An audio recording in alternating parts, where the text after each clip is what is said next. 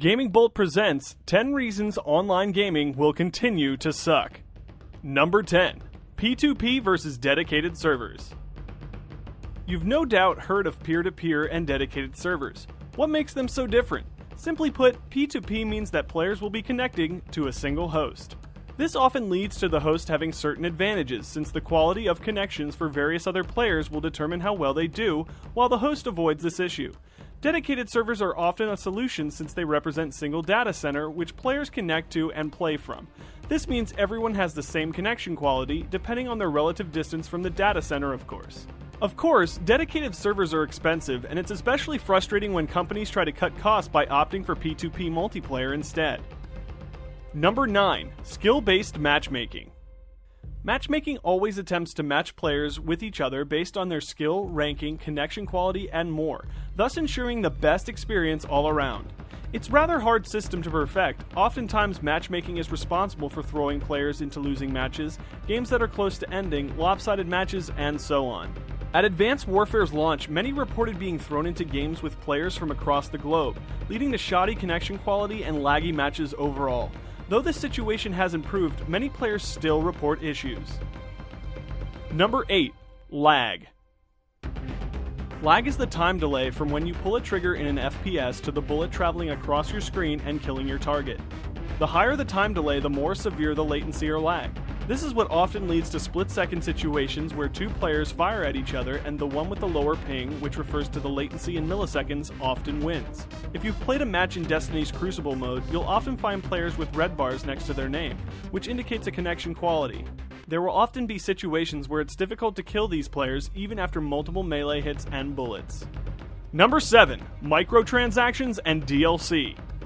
There have been numerous complaints about microtransactions and DLC in the past, with Turtle Rock Studios' Evolve being the more recent culprit. Evolve launched with a number of special editions and packs, but also offered various character skins, monster skins, and much more available as additional purchases. That's not counting the additional monsters and characters that had to be purchased. While many could argue that players can simply ignore these additional skins and such, does something so inconsequential really need to be included in the game? Number 6. Glitches, hacks, and exploits. Halo the Master Chief Collection is probably the biggest culprit, featuring tons of game-breaking glitches and matchmaking issues that rendered nearly unplayable even months after launch. From team killers to long matchmaking times to parties being split up, Halo MCC served to damage the franchise significantly upon its release, though recent patches have improved things considerably. Our point is that glitches can never be avoided nowadays. The response time in patching them can seemingly never be fast enough. Number 5. Map packs.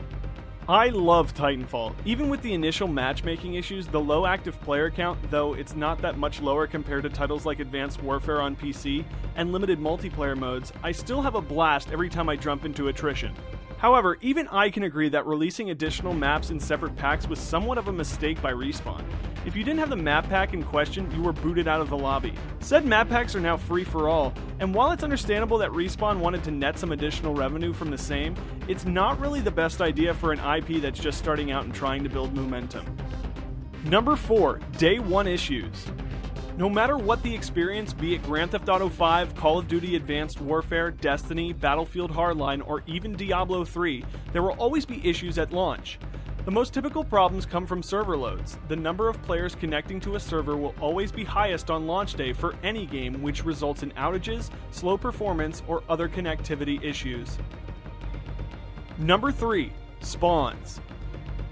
Spawn logic dictates that you're placed a ways from where you die, and while some hardcore players memorize the spawn locations on a map, thus trapping enemy players as they continue to spawn there, you should still be provided a number of areas to respawn at. Now picture a game where you spawn a mere 5 feet away from your enemy in a free-for-all deathmatch. That doesn't sound like fun, does it? Especially when you're murdered instantly? Now think about a game where you're killed and then immediately respawn in the area you died. This is a problem in games like Hardpoint or Domination, where you have to hold specific spots to accrue points. Number 2.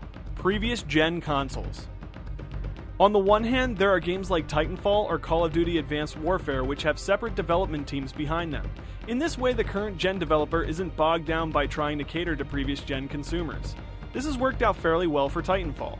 However, at some point, multiplayer gaming will be restricted purely to current-gen consoles because the PS3 and Xbox 360 can't handle the newer games coming out. Number 1. Weapon, character, and class balance. As a player, it sucks to have to readjust your playstyle each time a new patch comes out. It's also annoying when your overall skill is thought of lightly simply because of the weapon you're using. At the end of the day, regardless of the changes made, it will be impossible to keep everyone happy, and the lengths they go to express that happiness really do put a damper on multiplayer at times.